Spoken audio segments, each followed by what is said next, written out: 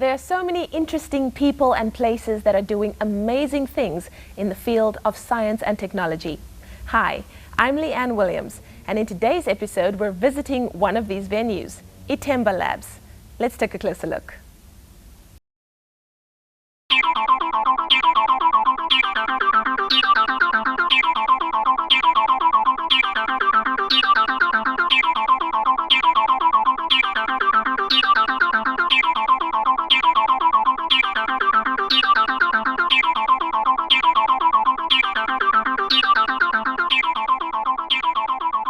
Well, the research, of course, is based on the use application of what we call particle beams, right? So we have what we call an accelerator. The accelerator produces what we call particle beams, and we basically use that for three things. We do basic research and attempt to try and understand the structure of the nucleus, the reactions that govern what happens in there. Then we have a group involved in what we call particle therapy. In other words, we use the beams to combat, treat cancer. And then thirdly, we have a group involved in what we call the production of radioactive isotopes. So we make stuff artificially that's radioactive, and we use these things either in diagnostics, in other words, to detect cancer, but we can also use them just for basic research. On the particle therapy side, the facility has got the possibility of offering both what we call proton therapy as a treatment modality, but also neutron therapy as a treatment modality. So on the proton side, we have what we call a fixed beam, where the patient would be sitting stationary, and your beam, of course, would come from one direction. Whereas on the neutron side, we have a gantry that's able to rotate around the patient. And the reason for that is that neutrons are uncharged particles, and therefore they tend to just carry on. So in order to minimize the dose to the healthy tissue, it's important to irradiate the tumor from various directions, thereby getting maximum dose in the tumor, but limited exposure to the healthy tissue, if you want to call it like that. So that is what we do on the actual particle therapy side. In the production of our isotopes, of course, basically what you do is you start with a target, you bombard it with a beam of particles, and in that process you create the thing that you're interested in. So the first step, in a sense, is kind of mechanical, and then what happens after that is what we call radiochemistry. So there's a lot of chemistry that needs to happen once you've produced the product to actually get to the point where you've extracted it, gotten it as a radiopharmaceutical, and you're able to sell it to users all over the country.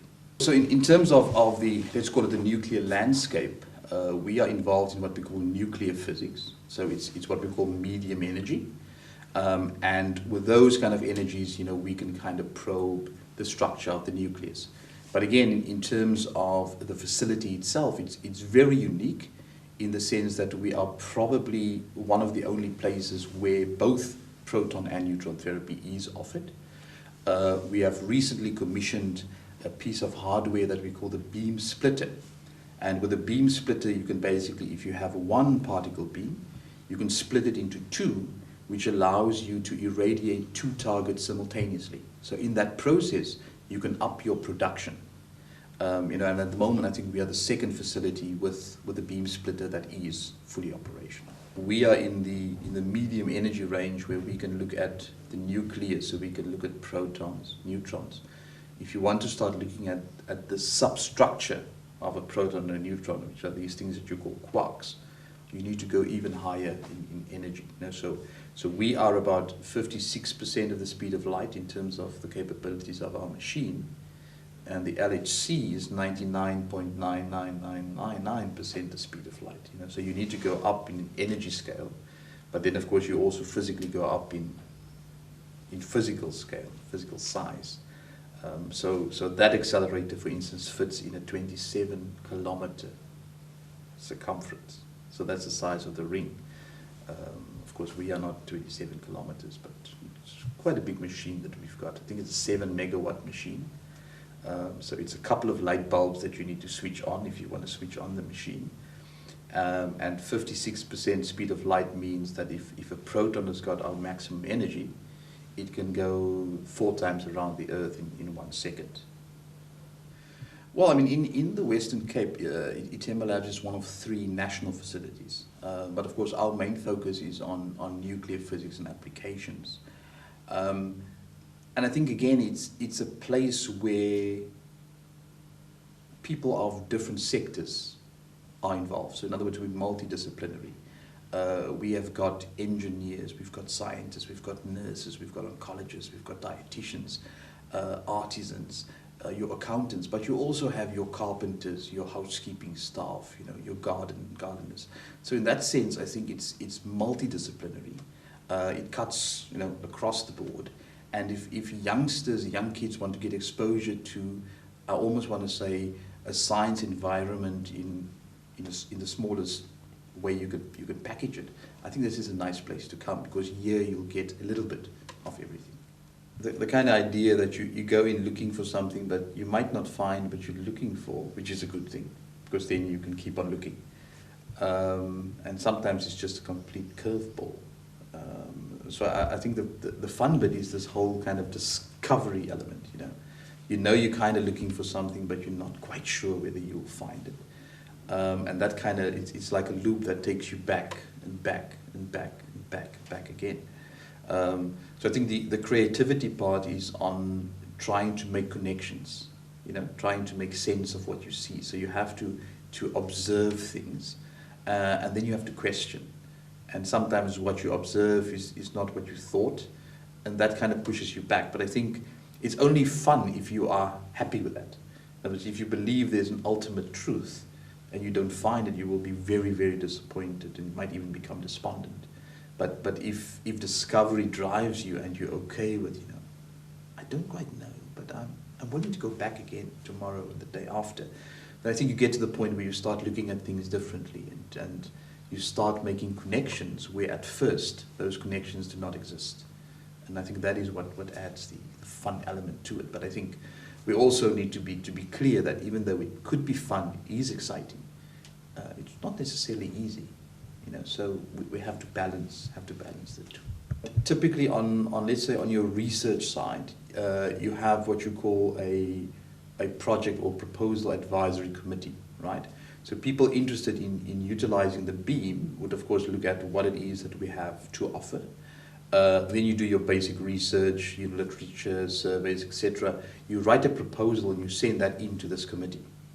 This committee meets, I think, twice a year. So you would then come in, do a presentation, and based on the presentation, the kind of questions asked, you might be awarded beam time. But it could be that you come in, you do your proposal at the beginning of the year, you only get your beam time towards the end of the year. And once you've done the experiment, it could be another year and a half, 2 years to just analyze and sort out the data. So typically if you're in the nuclear physics, experimental nuclear physics side, it's not do an experiment today, get the results tomorrow, because a lot of time needs to go into just sorting out the data. Because remember, you've got all these little bits and pieces that you need to physically put together to try and figure out what happened in the nucleus during that experiment. So the timelines could be slightly long, but of course it varies from discipline to discipline. So in the materials side, it could be, for instance, different. On our isotope side, that's more production. So there we get the beam, you produce the stuff, it needs to be ready, it needs to be shipped, because in a sense that's money in the bank. So you have no time to waste on that side. The stuff that we produce that are so-called what we call short-lived isotopes. So every isotope has got what we call a half-life, right? So within one half-life, you end up with half of what you started off with. So some things have got half-lives of days, some have got half-lives of seconds. So the stuff with short half-lives we produce and get that to the local hospitals, for patient treatment. But the things with the longer half-lives we can of course afford to export. So at the moment a lot of this stuff is going to Nordion, which is in Canada. There's quite a number of collaborations. There's quite a strong one with guys in Japan, especially on the one detector that we call the K600 spectrometer. So there's some strong collaboration there. Then we also have collaborations with people in Germany, as also in Russia. So there's a collaboration with guys in Dubna at the Joint Institute for Nuclear Research, JNR. And as I say, in Germany, then of course for the rest, it can be, in a sense, all over the show. So just depending on where you have people who are working in the same energy range, interested in doing things, collaboration with us. The facility runs 24/7, and as I mentioned, we've got 3 user groups that we have to service. So basically, the guys who do your research, your nuclear physicists, they would have access to the beam from a Friday afternoon all the way up till a Monday morning. And during the rest of the week, the beam is available for the therapy as well as the isotope production. Now, of course, patients would not want to be treated late at night. So your treatment would happen during the day, Tuesday, Wednesday, Thursday, and during the night, of course, the beam would be available for the guys who produce the isotopes. So unfortunately, as they say, there's no sleep for the wicked.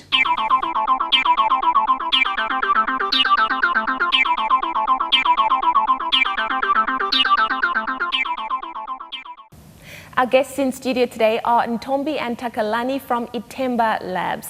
Welcome, ladies. It's lovely to have you here. Takalani, we'll start with you, telling us a little bit more about yourself. My name is Takalani, as you said. I come from Limpopo, in a village called Burauzi. I grew up there all my life. I studied at a school called St. Brennan's High School, somewhere in the Bandelerkop. And then I went to tertiary at the University of Venda, did my BSc there. I also did my honors in natural products there. Now I got a chance to do an internship at Ithemba Labs in Old Fare. I'm working under Yvonne Kelswa. She's my mentor. Then I'm an intern there. Wonderful. And you, Ntombi? I was born in Gauteng, did my schooling there, and then I finished my high school in KZN, where I did my tertiary education in chemistry. And then in 2005, I moved to Ithemba Labs, and I've been able to do the work as a target maker, which was a new position, especially at Ithemba Labs, so in the whole of South Africa at present. And I developed a lab there. Yeah, since then. Takalani, tell us what made you decide to go into the field of science? Science is fun.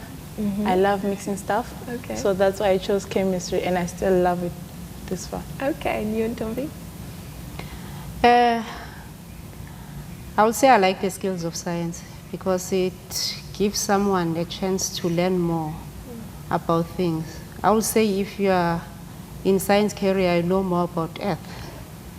You like to investigate, mix things, compare things. At the end of the day, you come up with a solution or a conclusion. All right. This is what I On like that about point, science. why, or rather can you tell us what is Ithemba Labs? Ithemba Labs. Lab stands for the acronym that stands for Laboratory for Accelerator-Based Sciences. Where, and what do you do yes, at where Ithemba Labs?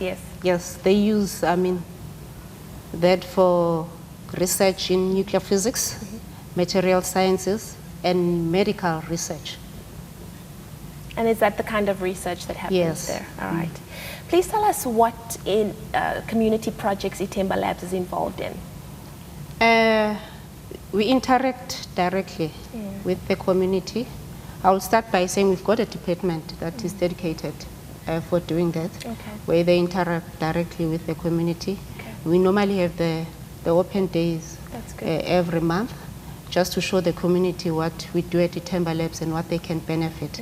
And they also work with students, doing workshops with students that they consult with the present curriculum. Okay. And they also do some sort of in-service training with the teachers. Okay, wonderful. Yes. Are there things And like we are, winter schools and... Yes, just to add on that, we are planning to have some sort of a workshop next year for undergraduates from 2nd to 3rd year. That's wonderful. And our target is female students, and most of the females at Ithemba Labs, especially that are in science, will be involved. I'll be involved too. That's very good. Yeah. That's good. And are there any specific research projects that you are involved in as individuals? I would say the lab that developed 4 years ago. It's some sort of a research when it comes to equipment and the methods that we use. I would say each and every element or every work that we do, it's some sort of a research because we need to get the equipment or modify the present equipment that we have. Yeah. And you, Takalani? Since I work under her, it's basically preparations of targets, getting to know the periodic table more, because doing undergrad you only know maybe 1 up to 20, but then now you go deep into knowing which element has which properties. And how can the research that you're involved in benefit the larger community? Since we prepare targets, those targets are not only under our nuclear department, they go to people who do experiments or the medical research. Some can be used for medical researches, as for example, say for instance they're going to do cancer research on the tumors. They have to study and then know what target are they going to focus on. If it's the head, they know where they are going to target. So we have to really know our literature review first. Okay. And are there any exciting projects that you've worked in thus far that you can share with us? We currently mastered the reduction method of the rare earth. I would say our work is directed by the interest of the nuclear physicists that we currently work with. And I would say for the project, for the whole of this year and next year, it's on rare earth. And though mostly of the rare earth, as it says, they are supplied in the form of oxides. And we had to reduce them to a metallic form. And recently we managed to do that by modifying or making a new design of the equipment that is needed for this. Wow, sounds very exciting. Now, can you give us can you describe to us a day in your life, an average day in your life, what kind of activities you do, of interest? Firstly, I will say working in the lab which we work in, it's a very challenging thing, but very nice, a good experience. Since when I got in, it's like you see equipments just standing, but then you don't know what they do. You start from a small thing and then you produce something fantastic out of it. So it's not hectic, it's very fun, because you learn new things every day. That's good. Yeah. Science is fun. Yes. You and Tombi? I would say it's a challenge, the one that I enjoy, because I get bored if I do routine work. And with the current work that I'm doing, it's new things every day. Even if there are people who did the work before, because it's done internationally, where I got the training. But on papers, you don't get exactly what they did, and you have to find out yourself. And I would say it's a challenge each and every day that I'm looking forward to get the positive result that I've developed myself. Okay, wonderful. Okay, so let's get into the really good stuff now. What is nuclear physics and why is research in this particular field so important?